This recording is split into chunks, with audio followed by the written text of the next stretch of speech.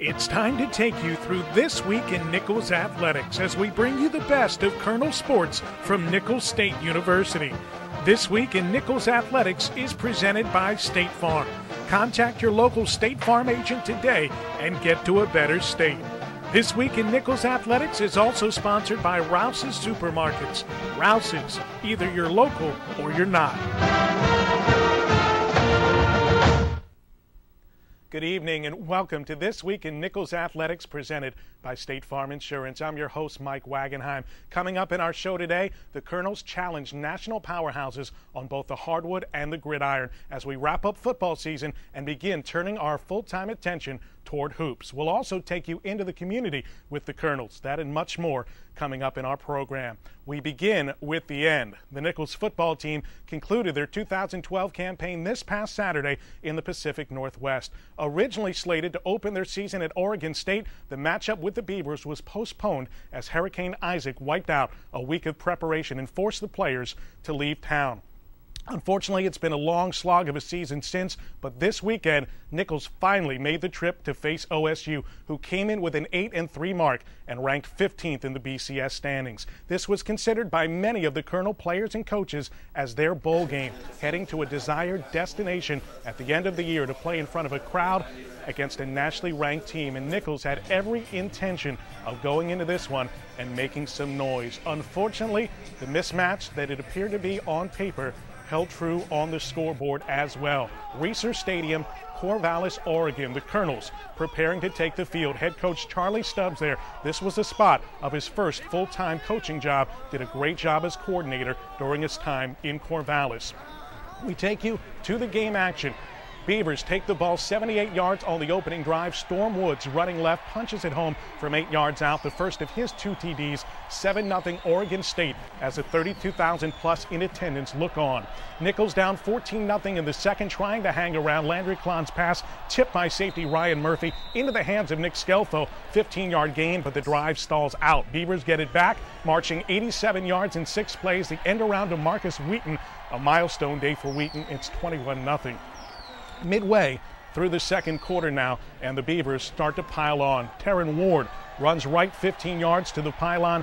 28-0 Ward rushed for 64 yards on the day. Nicholls finally broke into OSU territory midway through the second, but they were forced to punt. Beavers strike again. Cody Vaz finds Wheaton by himself in the back of the end zone. Wheaton becoming the school's all-time receptions leader. Nicholls down 35-0 at the half. Doesn't get any better here. First play from scrimmage in the third quarter picked off by All-American Jordan Poyer. OSU promptly scored. Klon went 19 for 32, 164 yards. Later, third quarter play action. Sean Mannion delivers a strike to Kevin Cummings, 22 yards and the score.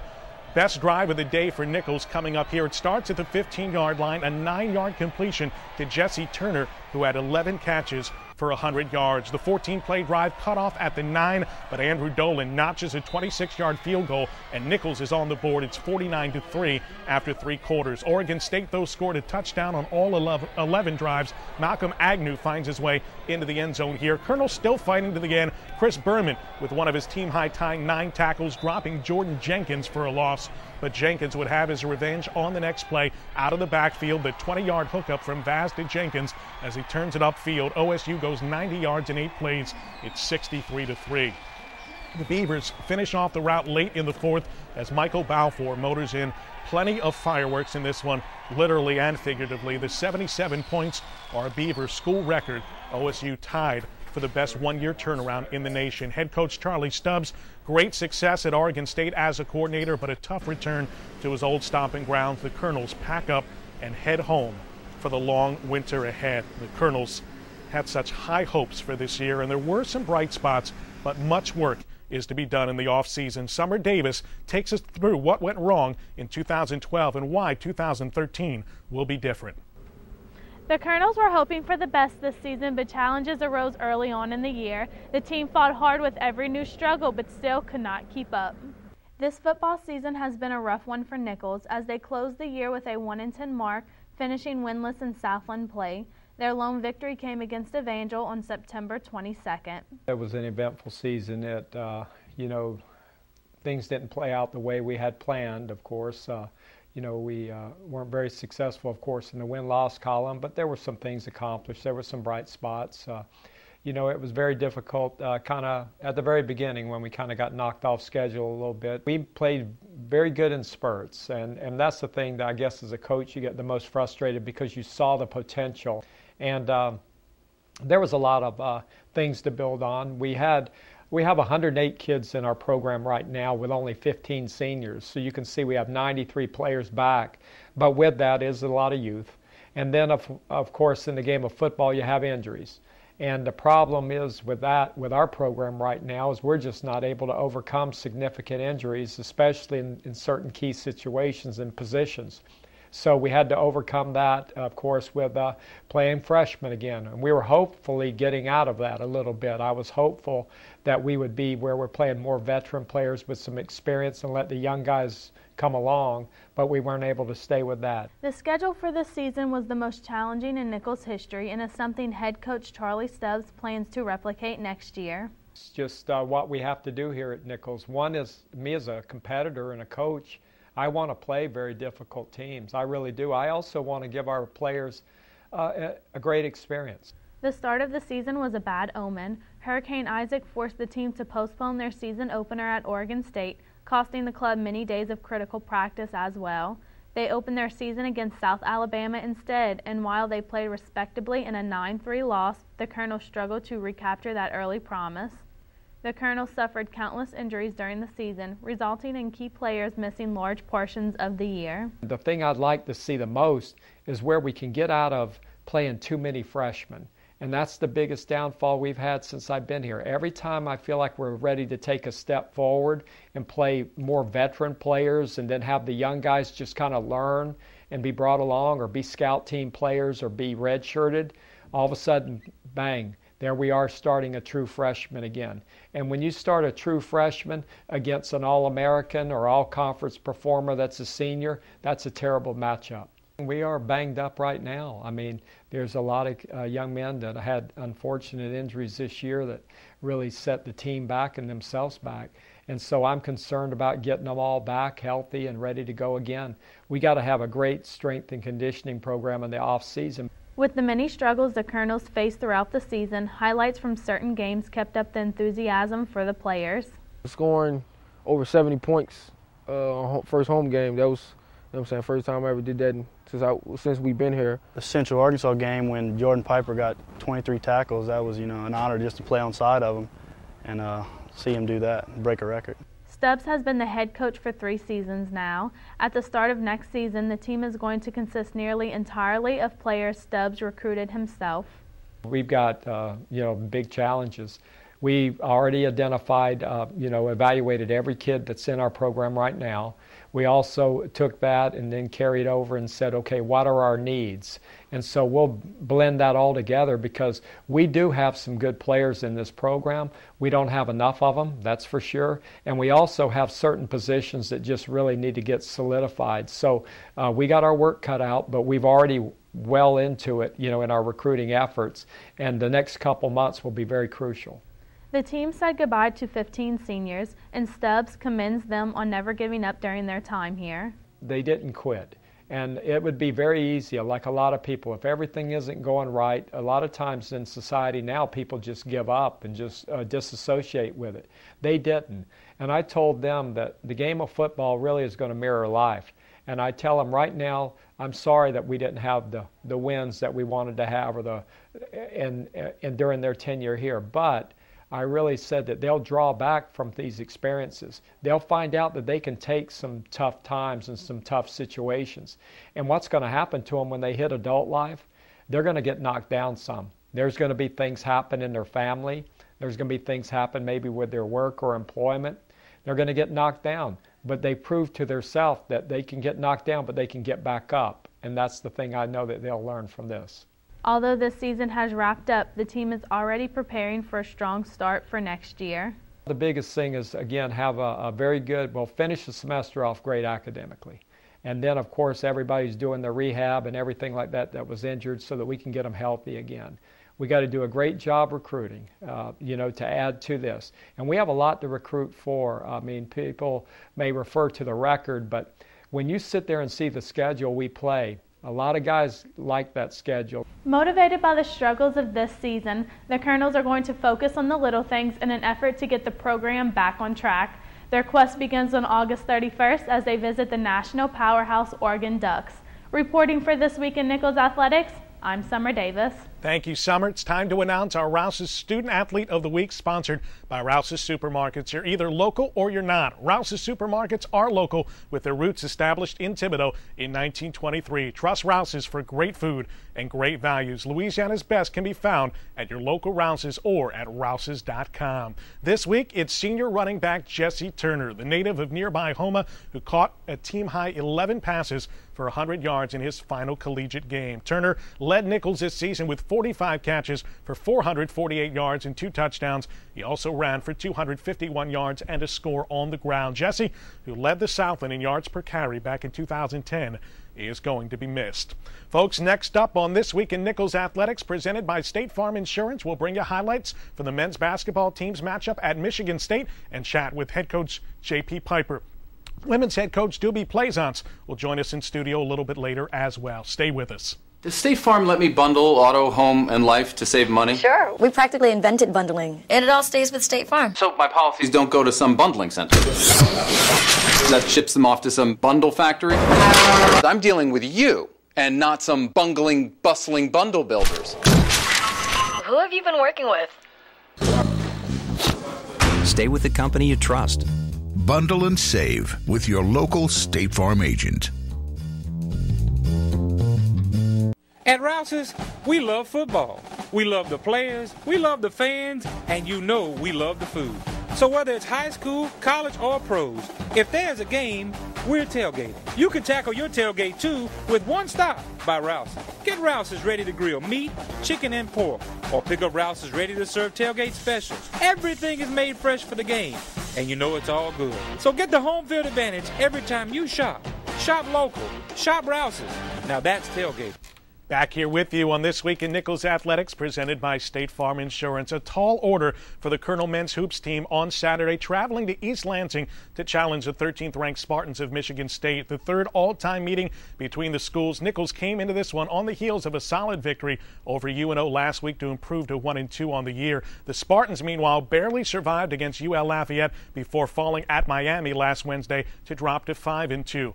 While MSU looked vulnerable, it turned out the Colonels were the ones that were susceptible, because as Michigan State was returning several players who were coming off injury, Nicholls was forced to leave starting forward Lachlan Press behind after suffering a concussion in practice. Then senior guard Fred Hunter, the Southland's leading scorer, tried to practice Friday night but found that his hamstring was still very tender after straining it in the UNO game. He was held out of action. Starting forward Sam McBeth, meanwhile, would start but only played 4 minutes. He's fighting a bug right now. That means the Colonels dressed just 8 players, starting 3 freshmen, 2 sophomores. In effect, they had just 7 players available for most of this game.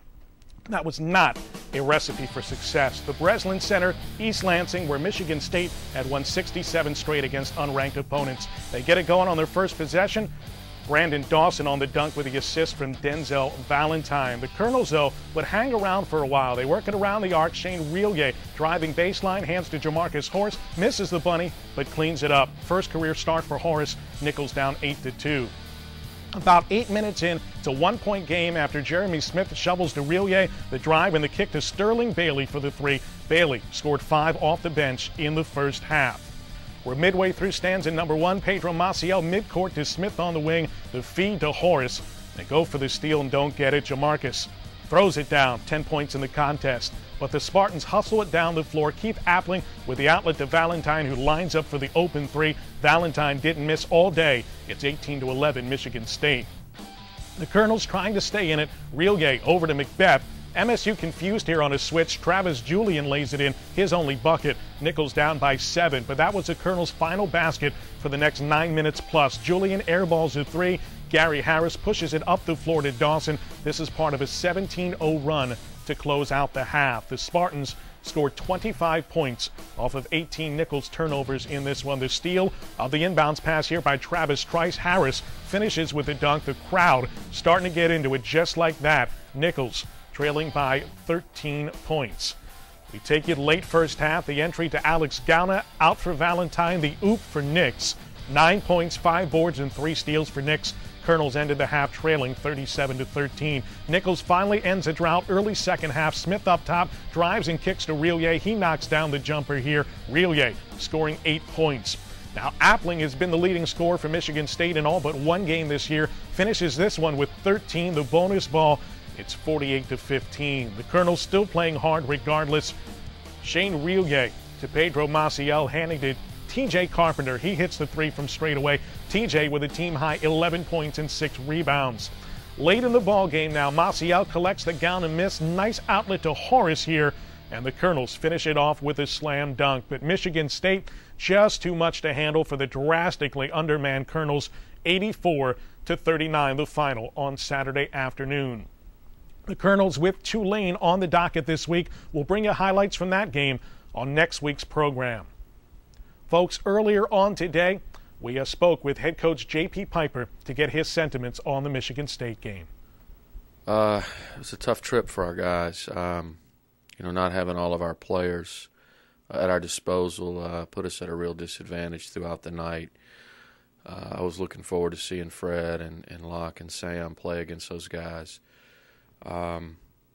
We were able to play Jamarcus and Travis Julian a great deal, really the majority of the game. And they struggled, as you would expect, young guys that are really not quite fully prepared to be in that situation. But there were some bright spots. There were some things they were able to do. They learned a lot, and hopefully that'll pay us dividends down the road. But, all in all, a tough night, but we're still digging for the silver lining in there. Better those injuries happen now. No question. If this is what's got to happen for us to get where we want to be, we'll tough it out and struggle through this. Fred may be an adventure all year long. We had no idea how his knee would respond. This seemed to be a minor issue. It's looking like it maybe isn't a minor issue, but I still think he's going to be fine. And I do expect him to get back on the floor 100% here very shortly. What did you make of Michigan State? It's a really good team that, quite frankly, had been struggling a little bit before they got to us, and they needed a game like that for their purposes. You may see them run off a few wins in a row here. The competition for them gets a little tougher, but a good team with size, solid guard play on the perimeter. Coach Izzo, of course, is a Hall of Fame caliber coach and is going to have those guys well prepared. We were kind of talking on the trip home about that league. When you look at Wisconsin and Ohio State and Michigan and Indiana, what a brutal league to be in. And it'll be interesting to see how those guys fare against those top teams in the country, with them, of course, being a top team as well. So I was wandering the bowls of the Breslin Center after the game. Noticed you and Coach Izzo had about a 30-minute conversation. What was that about? I asked him for a little bit of his time, and his reputation is one that everyone says that he's willing to do those kinds of things. So I wanted to visit with him a little bit about Fred, and I wanted to visit with him a little bit about our team and his thoughts and things that maybe we could be better at. And he was very accommodating, very generous with his time, as I had heard he would be. So it was a real thrill for me. Again, he's a Hall of Famer, so for him to give me 30 minutes of his time and give our program 30 minutes of his time was wonderful. And he had a lot of nice things to say about Fred, and he thinks we're on the right track. He was disappointed that we weren't able to put our full team out there because he was looking forward to that challenge as well, and actually said that he thought we could give them some problems in some areas, and talked to me about what he saw on tape. So it was good for us. All right, Coach, we'll move forward. Thanks so much. Thank you, Mike. Appreciate it. The head coach of the Colonels, J.P. Piper. We got more coming up around the corner here on This Week in Nicholls Athletics, presented by State Farm Insurance. Does State Farm let me bundle auto, home, and life to save money? Sure. We practically invented bundling, and it all stays with State Farm. So my policies don't go to some bundling center that ships them off to some bundle factory? I'm dealing with you and not some bungling, bustling bundle builders. Who have you been working with? Stay with the company you trust.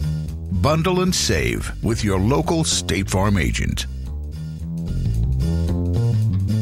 At Rouses, we love football. We love the players, we love the fans, and you know we love the food. So whether it's high school, college, or pros, if there's a game, we're tailgating. You can tackle your tailgate too with one stop by Rouses. Get Rouses ready to grill meat, chicken, and pork, or pick up Rouses ready to serve tailgate specials. Everything is made fresh for the game, and you know it's all good. So get the home field advantage every time you shop. Shop local. Shop Rouses.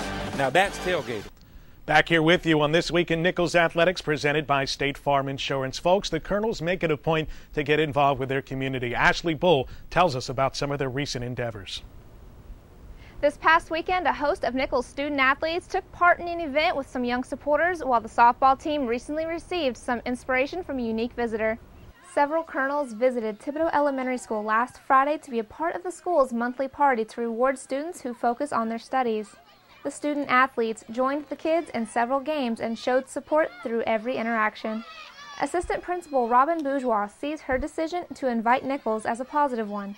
We have a lot of kids who enjoy athletics, and when we wanted to show the kids that there's a different aspect of not just going to school and being athletes, that athletes do give back to the community, and that they are kind and they are respectful, and just to show the moral support, and that some of these kids, they don't get to go to universities and meet athletes, and to them they're superstars. Senior soccer player Carolyn Noble took reward from the enjoyment the kids had with the Colonels. Kids have been so excited, so happy, so into everything. I think that they're just really happy to be here, and it makes us happy because we love doing what we do, so we love imparting that on the kids.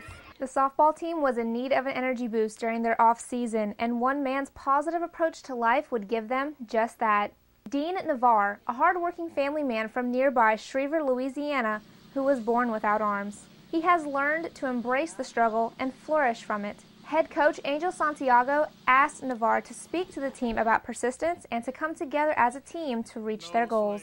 Santiago recalls the first time he met Navarre and his reasoning behind inviting him to the field. Mr. Dean Navarre is somebody I met at the Lions Club function around September, and when I got to meet him, got to hear some of the stories about where he's been and what he's done, and you know, his remarkable story is that he was never born with arms. A lot of people tend to have amputated arms or something that happens in that fact, but he was born with the cards he was dealt with.